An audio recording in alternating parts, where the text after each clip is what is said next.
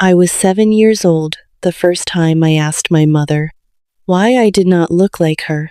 We were standing in the bathroom, side by side at the mirror, and I was watching her brush her hair. Her hair was blonde and straight. Mine was dark and curly. Her eyes were pale blue. Mine were deep brown. I looked at our reflections for a long time, and then I asked the question that had been forming in me for months without words. She put down the brush. She turned to me, and she said, "Because you were chosen, sweetheart. We chose you specially. Other children just happen. You were picked." I believed her. I was 7. I believed everything she told me. It took me 26 more years to find out what she had not told me. And what I found on the other side of that search did not just change my life. It changed everything I had ever understood about who I was and where I came from, and why I had spent 3 decades feeling, in a way I could never fully explain, like a guest in my own existence. My name is Maya, and the truth my parents kept from me was bigger than I had any way to prepare for. Picture a small house in a quiet suburb of Denver, Colorado. A tidy yard, white shutters, a mailbox with the name Harrington painted neatly on the side. That was where I grew up. Robert and Judith Harrington were my parents, in every legal and practical sense. Robert was an accountant. Judith taught piano lessons from a studio she had built in the garage, and on afternoons when I came home from school, I could always hear music coming through the wall, scales and simple melodies played by small hands, learning something difficult for the first time. They were not cruel people. I want to say that clearly, because the story I am telling is complicated, and I do not want to flatten it into something simpler than it is. Robert and Judith fed me and clothed me, and sent me to good schools, and came to my recitals and my graduations, and held my hand when I was sick. They gave me a childhood that was safe and warm, in the ways that matter most. What they also gave me, without intending to and without perhaps fully understanding what they were doing, was a story about myself that was not true. The story was this. My birth mother was a young woman who had not been ready for a child. She had made a difficult decision out of love because she wanted me to have more than she could give me. My birth father was not in the picture. There was no other family to speak of. The adoption had been handled through an agency. All of the paperwork was in order. My birth mother had signed everything willingly and had wished me a good life, and that was the end of it. I was told this story in pieces over the years, as I asked questions, and as my parents gave me the version they had decided I should have. By the time I was a teenager, I had stopped asking, because the story felt complete enough, and because asking seemed to cause my mother a discomfort I did not want to be responsible for.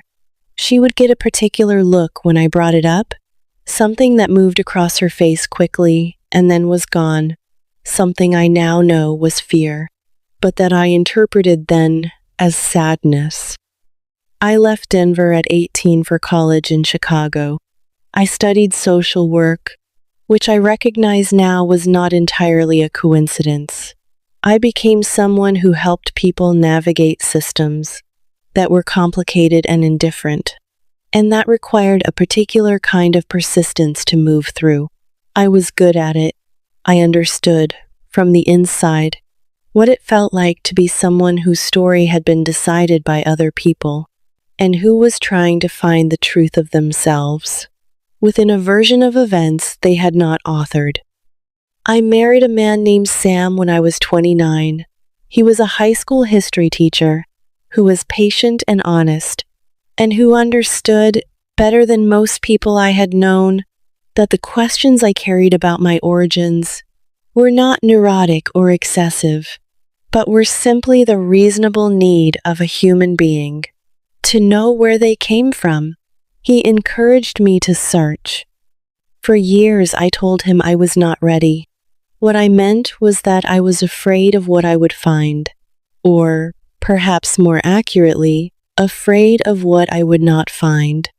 Afraid of a search that ended with nothing, with a door that did not open, with the confirmation that the story my parents had told me was the whole story after all. What finally made me ready was a conversation with my mother when I was 33. She was recovering from a minor surgery, and I had gone back to Denver to help her for 2 weeks. One evening, we were sitting in the living room after dinner, and she was tired in the way that people are tired after illness, softer and less guarded than usual. I asked her, not for the first time but in a different way than I had asked before, whether there was anything about my adoption that she had not told me. She looked at me for a long moment, and she said, "Maya, some things are better left where they are." That sentence was the first true thing she had ever told me on this subject, because it was not an answer. It was a confirmation that there was something to leave. I drove home to Chicago the following Sunday. I told Sam what she had said. He sat with me at the kitchen table that evening, and we looked up the name of a private agency that specialized in adoption searches, and I made an appointment for the following Thursday. The searcher's name was Carol. She was a woman in her 50s who had been doing this work for 20 years, and who had the specific combination of warmth and matter-of-factness that the work required. She took my information, my birth date, the name of the adoption agency my parents had used, which was written on a document I had photographed years earlier, without fully deciding why. She told me the search could take weeks or months. She told me to prepare for any outcome, including outcomes that were painful. It took 6 weeks, and what Carol found in those 6 weeks was not what either of us expected. The adoption agency my parents had used had closed in 2003. Its records had been transferred to the state. Carol accessed those records through the appropriate legal channels. What she found inside the file that bore my name was a set of documents that told a story that had almost no relationship to the one I had been given. My birth mother's name was Elena Vasquez. She had been 24 years old when I was born. She had not been unmarried. She had not been struggling. She had been, at the time of my birth, a graduate student in biochemistry at the University of Colorado, married to a man named Marco Vasquez, who was finishing his own doctorate in engineering. They had been together for 3 years. They had wanted their child. Carol called me on a Wednesday evening. I was standing in my kitchen making dinner. Sam was in the other room. I remember the exact quality of the light coming through the window, the way it fell across the counter in that particular late afternoon way. Carol said, "Maya, I need to tell you what I found, and I want you to sit down first." I sat down. She told me. I listened to every word without speaking. When she finished, I asked her one question. I asked her if they had been looking for me. She said yes. They had been looking for me for 26 years. I need to stop here, because what I am about to tell you is the part that changes everything you think you know about this story. Elena and Marco Vasquez had not signed adoption papers willingly. Elena had been 24 years old, a foreign national on a student visa, married but without permanent residency in the United States, when she gave birth to me in a Denver hospital in October. My birth mother Elena had become ill after my delivery, not critically but seriously enough that she was hospitalized for 5 days, during which her ability to understand and respond to documents placed before her was significantly compromised. During those 5 days, a social worker connected to the hospital had made contact with the adoption agency. The adoption agency had made contact with Robert and Judith Harrington, who had been on an approved waiting list for 2 years. The paperwork had been prepared and presented to Elena during a period when she was medicated and frightened, and far from any family member who spoke her language fluently enough to help her understand what she was signing. Elena had signed documents she did not fully understand. When she recovered and understood what had happened, she had tried immediately to reverse the process. She had hired an attorney. She had filed objections. She had appeared in court. What she had encountered was a system that had processed her signature and moved on, and that was not inclined to revisit a completed adoption. On the basis of what her attorney described, in the court record, as a procedural irregularity, she had never stopped looking for me. Marco and Elena Vasquez were living in Phoenix, Arizona. Marco had a faculty position at a university. Elena had completed her doctorate and was working as a research scientist. They had 2 other children, a son named Diego who was 28, and a daughter named Sophia who was 24. I had a brother and a sister I had never met. Carol gave me their contact information and told me the decision of whether and how to make contact was entirely mine. I sat with that decision for 4 days. I did not call my parents in Denver during those 4 days. I needed to know what I was going to do before I spoke to them, because I understood, with a clarity that surprised me, that the conversation I was going to have with Robert and Judith Harrington was going to be one of the most important conversations of my life, and I needed to walk into it knowing exactly where I stood. On the 5th day, I called Elena Vasquez. She answered on the 2nd ring. When I told her my name, my birth name, the name she had given me before the documents were signed, I heard a sound on the other end of the line that I will carry with me for the rest of my life. It was not dramatic. It was very quiet.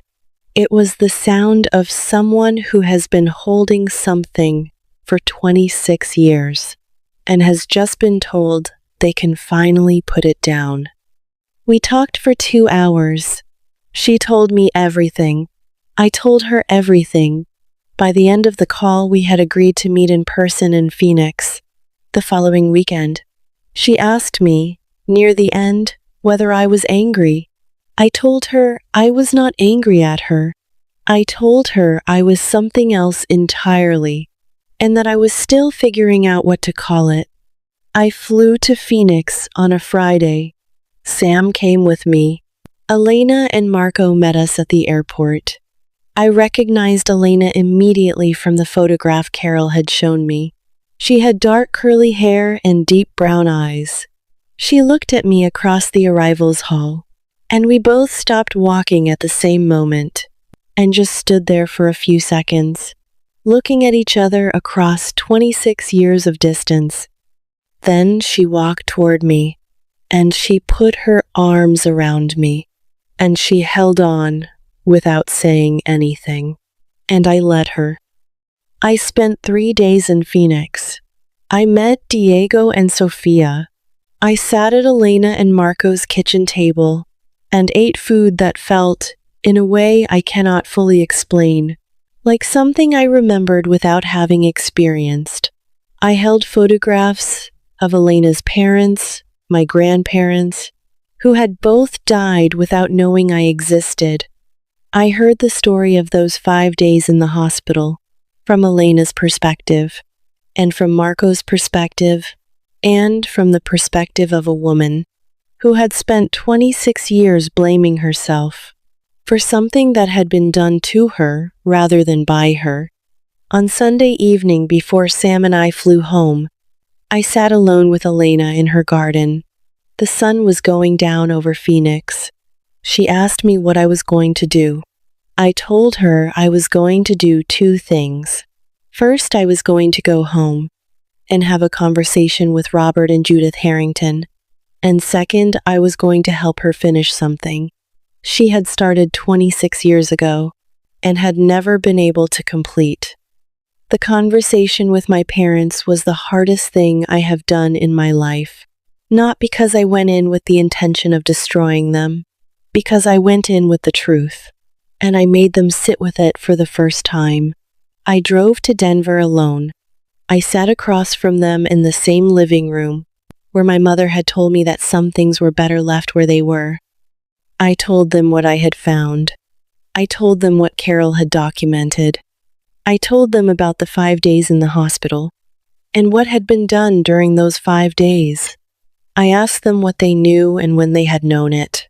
My father, Robert, who had been an accountant for 40 years, and who had never in my memory said anything that was not carefully considered, looked at his hands for a long time. Then he said they had not known everything.